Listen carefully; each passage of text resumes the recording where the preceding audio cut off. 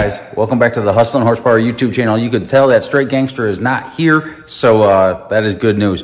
We're going to go out racing this weekend, more than likely.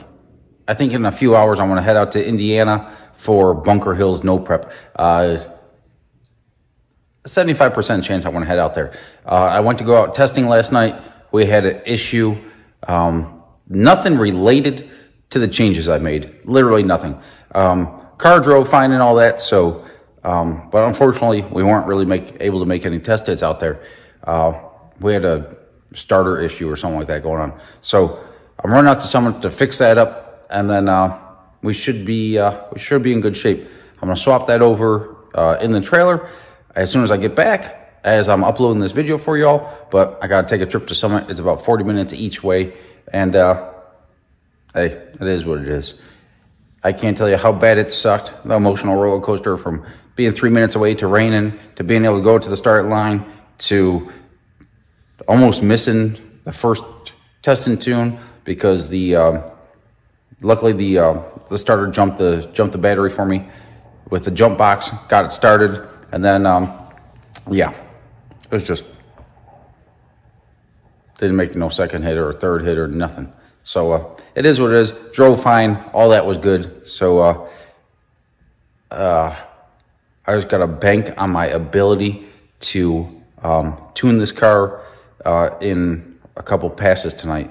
And if I feel confident in the next few hours to head out there, drive 4 hours away, and to be able to make 2 or 3 test passes and get the car right, as far as the chassis being happy in the first few test hits, I'll go make the trip. But we're going to see how this all goes. Appreciate everyone that likes and subscribes to the video. We are probably going racing this week. Well, guys, 2 a.m. update. I'm looking a little bit tired here. But this is, I don't want to say all or nothing, but, like, I got to make something happen here. Like, failure's not an option. And it's always a possibility, but it's not an option. So if that makes any sense. So guys, this right here is going to be our bump steer setup. I got to put this in the lathe because this is a 1/2-inch thread and goes to a larger shank, but I'm using 1/2-inch heim joints here for the ball joint there, or for the tie rod end. So I'm going to put this in the lathe and mill this down, but I'm going through and drilling those out so these can get countersunk into the control arm. Well, guys, don't judge me too bad. It's the shadows. It's not dirt.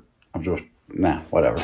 It is what it is, right? So, guys, I'm going to walk you through the process. Of course, I got these are the used brakes and stuff like that. And they came with aftermarket spindles. It was cheaper to buy the used stuff that a guy was actually building a tube chassis Ford Ranger for. So, I've got a bunch of stuff for a pretty good deal. So, I went through and I used my angle finder here to reference 0 degrees. I'll flip the camera. I went through here, referenced it at 0 degrees. Then I got this guy here. It's in the way. And I put this on top of the spindle here because I'm going through and opening up that to 5/8 hole. And I put this on top of it. The only reason for that is because this fit in the vise and that didn't, right? In between the jaws. So then I referenced that to 0 degrees. I went through and got a shim pack here. Highly classified, but it is within like 0.05 to 0.1 of 1 degree. So guys, it's gonna work. And then believe it or not, Dawn dish soap is actually a pretty good cutting oil. I just learned that. Jeremy's dad, John, who's a pretty accomplished guy, taught me that just yesterday. So I went through here, and to find the center of the hole, I went through, make a little mark, you know, bring the drill press down, and you go through and you just move the mill forward and backward until you get a perfect circle there. Now we're going to go through and drill that out, and then I'm going to go through here. The reason why I'm doing this is I want to use a different setup for my bump steer setup. Alrighty, guys, you saw me do the spindles, and now I'm going through and see these guys right here? These are the heim joints. These are spares for my steering shaft for the tie rod ends. Well, they're 1/2-inch. These were set up for a taper. So now I need to make this shank yay big. And then I'm going to go through and bring this down to a 1/2-inch outside diameter so this sucker can sit up there. Now, I'm not going to bring it all the way down to the base here. The reason for that is you want to keep that chamfer there. That chamfer, you can't really see it real well, but see how that's chamfered right there? If I machine that down to the edge, that gives it a stress point. So we're going to leave that there, and I'll trim it down probably just a hair bit so that the heim joint can articulate a little bit more, kind of like an offset deal that they sell.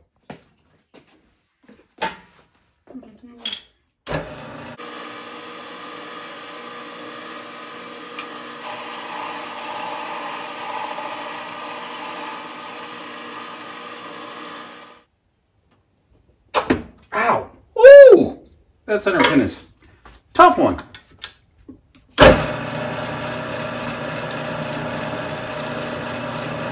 I'm going to go another 5 thou on this. So this dial here at 90 degrees, it's 1,000. At 45 degrees, well then you got to go you got to go 10 thousandths to go 5 thousandths. But we're going at 90 degrees here, so we're at 0 right here, and we'll go another 5 thou.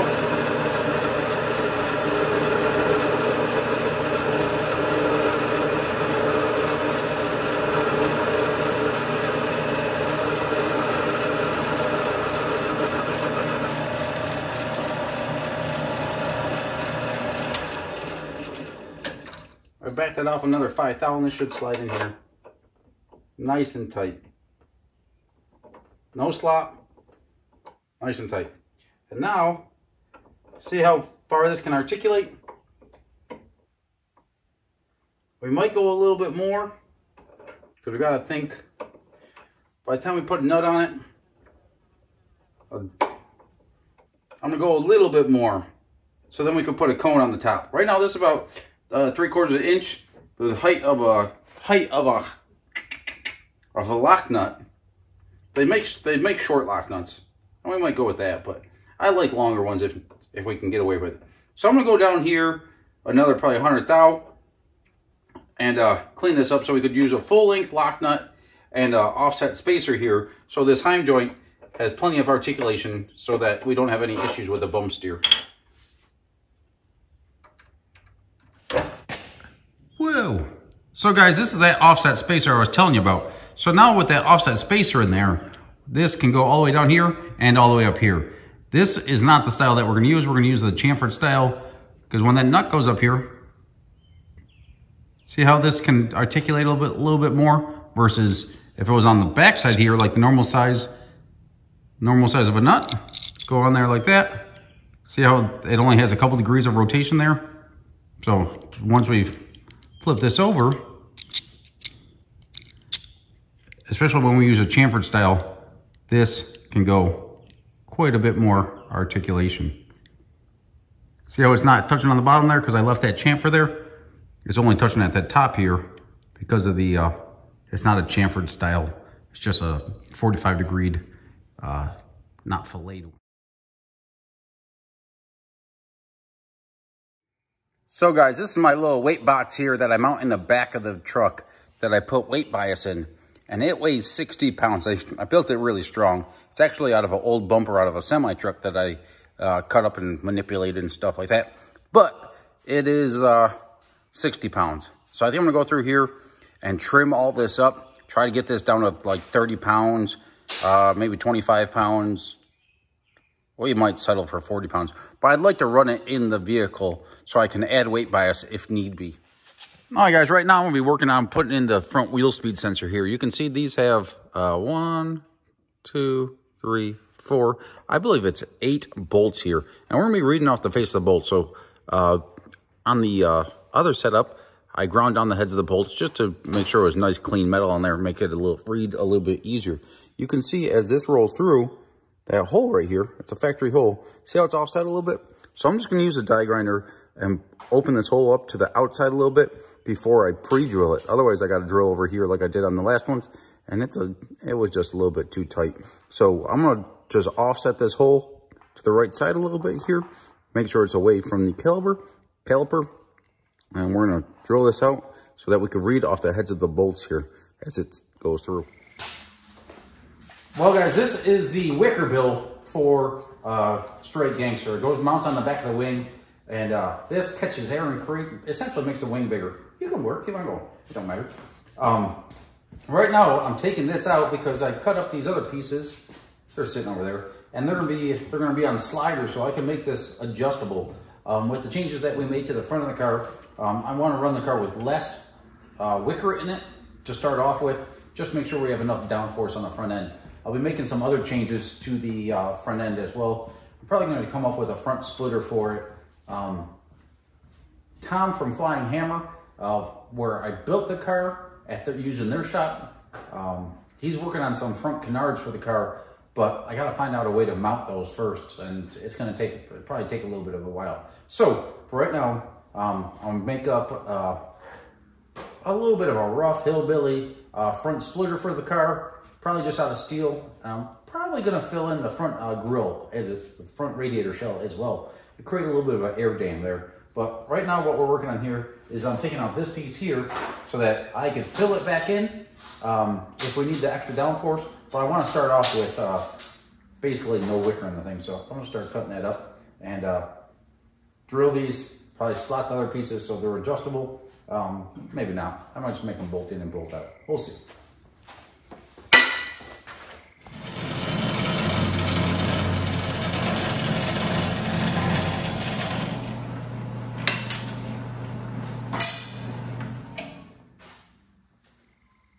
Ideally, you'd go through and you'd come in here with a 3/8 or a 5/16 drill bit and radius your holes, but you know, we don't got time for all that. Well, guys, 2 a.m. update. I'm looking a little bit tired here, but this is, I don't want to say all or nothing, but like, I got to make something happen here. Like, failure's not an option, and it's always a possibility, but it's not an option. So, if that makes any sense, if I fail, and there's a whole bunch of different definitions or inputs on failure, if I don't make some good money here, or sell a crap ton of merchandise, or become a YouTube superstar overnight, this car's got to produce in the next month or so. Otherwise, you know, we're going to be racing maybe once a month or something like that, something local or something like that. New York, for the last 6 months after we had MVP, cost me a crap ton. Like, legitimately, I spent an additional $5,000 just in fuel. Like, that gets us to a lot of races and a whole lot of buy-ins at $5,000. So it just is what it is. I got a lot on the line here. So I got the wing. The wing's all in here. I'm going to flip the camera. So I got the wing on here. As you can see, it's adjustable. Either run no wicker, which you would see from this side. No wicker, which would be right there, where it is right now. Or I could bring it all the way up to that height. I'll get a better picture when it's on the car, but it just doesn't fit on the lift with the wing on it right now. Then here, this is my anti-roll bar flipped upside down that I used on the drop axle. You can kind of see what I'm going on here, and I'll walk you through the process a little bit. There's a reason why the arms are on this angle right here. I'm going to be making a front splitter mounting off of that. I was going to do it off the body, but this is a little bit stronger. And if I decide to take the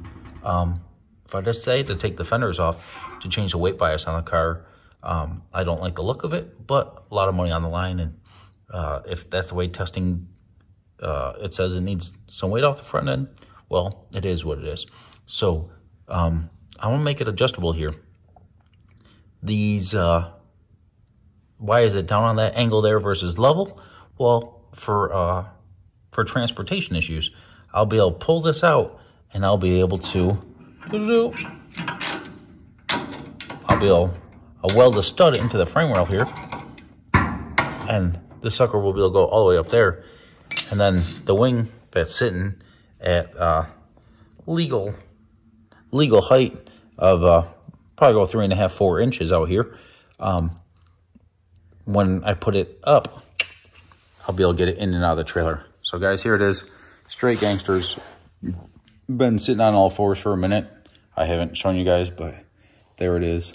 And independent gangsters, just about ready to roll. And I'm probably going to go through and fill in the radiator shell as well. I'm tempted to do expanded metal. Now, of course, expanded metal isn't solid, but at the same time, it is very, very restrictive, believe it or not. So all those little holes, they kind of create like an air buffer. So it would give me the appeal of having a grill in here, because I don't really like the way this looks. It would give me the appeal of having a grill in there, and it'll be really cool to do some optic armor on the backside of it, tinted optic armor on the backside with like a silver grill shell. It would make it like a little bit of an illusion or something like that. Not illusion. Sorry guys, it's late. Like, I need to get some napping in so I can get to the metal supplier early in the morning. But maybe some like silver-ish aluminum. Can't do aluminum because I'm going to weld it in here. But a silver-based expanded metal with some black on the backside. I think that would look pretty legit. But I want to fill this all in, so this creates a big air dam here. This is essentially a big shovel here, the way these fenders are on the 33. And when I extend this out with that wing out here, it should scoop a fair amount of air to keep the front end of this car down, so we could really get after it mile an hour wise out the back.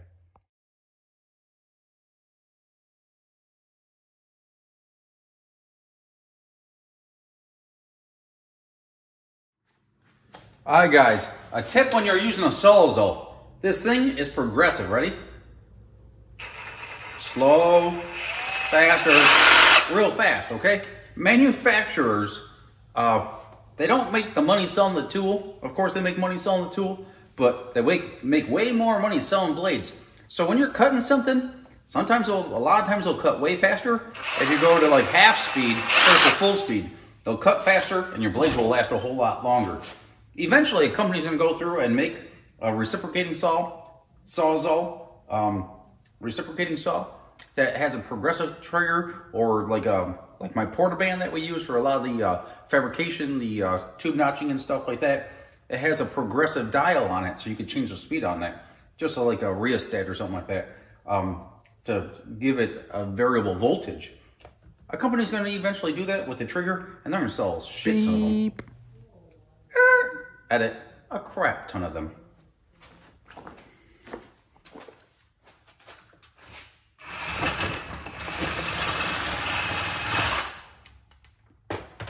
Don't be an idiot. You gotta tighten the vise.